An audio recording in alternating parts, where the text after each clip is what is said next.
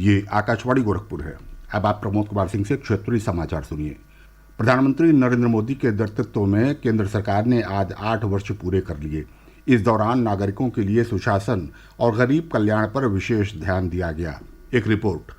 नरेंद्र मोदी सरकार अपने पहले कार्यकाल में महत्वपूर्ण उपलब्धियां हासिल करने के बाद दूसरे कार्यकाल में और अधिक महत्वाकांक्षी लक्ष्यों को प्राप्त करने के लिए तेजी से कदम बढ़ा रही है। यही कारण है कि आज भारत अभूतपूर्व गति से विकास के पथ पर अग्रसर हो रहा है और उसी रफ्तार से 130 करोड़ भारतीयों की आकांक्षाएं भी बढ़ रही हैं। श्री मोदी ने दूसरी बार प्रधानमंत्री बनने के बाद स्वतंत्रता दिवस पर लाल किले की प्राचीर से अपने पहले संबोधन में लोगों की आकांक्षाओं के प्रति अपनी सरकार की दृढ़ प्रतिबद्धता दोहराई थी। हमारी भी जिम्मेदारी बनती है कि हम देशवासियों की ईज ऑफ लिविंग को बढ़ाएं। इसके हमें प्रोएक्टिवली काम करना ही होगा। हमें इस बात को सुनिश्चित करना होगा कि सामान्य मानवी को रोजमर्रा की जिंदगी में सरकार से जूझना ना पड़े। केंद्रीय आवास और शहरी मामलों के राज्य मंत्री कौशल किशोर ने आकाशवाणी समाचार से विशेष बातचीत में कहा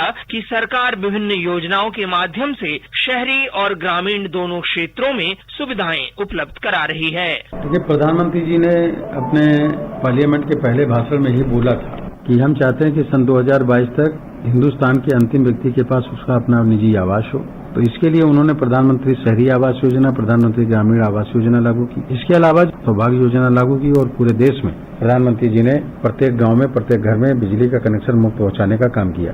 तो उज्ज्वला योजना लागू की, जिसके लिए इनके पास गैस सिलेंडर चूल्हे नहीं थे उनको देने का काम किया। पेयजल की व्यवस्था के तहत जल शक्ति मंत्रालय का गठन किया। 2024 तक सबके घरों में पानी पीने की व्यवस्था पाइपलाइन के द्वारा बिछा करके पहुंचा देने का काम किया जाएगा। मोदी सरकार ने अपने पहले कार्यकाल में भारत को विकास के पथ पर वापस लाने में मदद की। अब दूसरे कार्यकाल में यह विकास को गति प्रदान कर रही है। अनुपम मिश्र, आकाशवाणी समाचार, दिल्ली।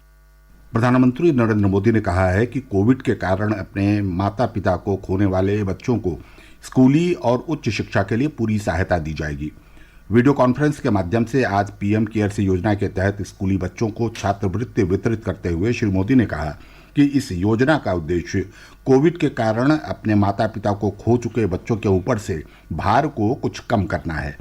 उन्होंने कहा कि इस योजना के तहत 18 से 23 वर्ष की आयु वर्ग के बच्चों को एक निश्चित छात्रवृत्ति दी जाएगी। 23 वर्ष आयु होने पर उन्हें 10 लाख रुपए दिए जाएंगे। श्री मोदी ने कहा कि इस योजना के तहत व्यावसायिक पाठ्यक्रमों और उच्च शिक्षा के लिए शिक्षा ऋण भी दिया जाएगा। प्रधानमंत्री ने कहा कि इस योजना के माध्यम से सरकार बच्चों को प्रति माह 4,000 रुपए की सहायता राशि दे रही है। उन्होंने कहा कि इन बच्चों को आयुष्मान स्वास्थ्य कार्ड प्रदान किया जा रहा है, जिसमें 5 लाख रुपए तक का खर्च सरकार वहन करेगी। मुख्यमंत्री योगी आदित्यनाथ आज गोरखपुर से कार्यक्रम में वर्चुअल माध्यम से जुड़े। विभिन्न जनपदों में भी लाभार्थी बच्चों ने प्रधानमंत्री के वर्चुअल संबोधन को सुना। वाराणसी जिला न्यायालय में ज्ञानव्यापी मामले की सुनवाई आज भी पूरी नहीं हो सकी। न्यायालय ने अब मुकदमे की सुनवाई के लिए अगली तारीख 4 जुलाई तय की है। वादी पक्ष के अधिवक्ता विष्णु जैन ने कहा कि न्यायालय में लगातार सुनवाई जारी है, मगर बहस पूर्ण न होने से अदालत ने इसकी अगली तारीख 4 जुलाई मुकर्रर की है। इसके अलावा न्यायालय ने स्पष्ट किया है कि ज्ञानव्यापी मस्जिद परिसर के सर्वे की रिपोर्ट और उसकी तस्वीरें व वीडियो क्लिप सभी पक्षों को उपलब्ध कराई जाएंगी। हालांकि इसकी क्या शर्तें होंगी ये अभी स्पष्ट नहीं किया गया है। संघ लोक सेवा आयोग ने सिविल सेवा परीक्षा 2021 का अंतिम परिणाम आज जारी कर दिया। बिजनौर जिले की श्रुति शर्मा ने परीक्षा में पहला स्थान हासिल किया है। मुख्यमंत्री योगी आदित्यनाथ ने उन्हें इस उपलब्धि पर बधाई देते हुए उनके उज्जवल भविष्य की कामना की है। आयोग ने कुल 685 उम्मीदवारों की नियुक्ति की अनुशंसा की है। राष्ट्रीय लोकदल के अध्यक्ष जयंत चौधरी ने आज सपा रालोद गठबंधन के प्रत्याशी के रूप में राज्यसभा चुनाव के लिए नामांकन दाखिल किया। लखनऊ में उनके नामांकन के समय सपा अध्यक्ष अखिलेश यादव भी उपस्थित रहे। ज्येष्ठ मास की सोमवती अमावस्या पर आज श्रद्धालुओं ने प्रदेश की विभिन्न नदियों में स्नान कर पूजा अर्चना की।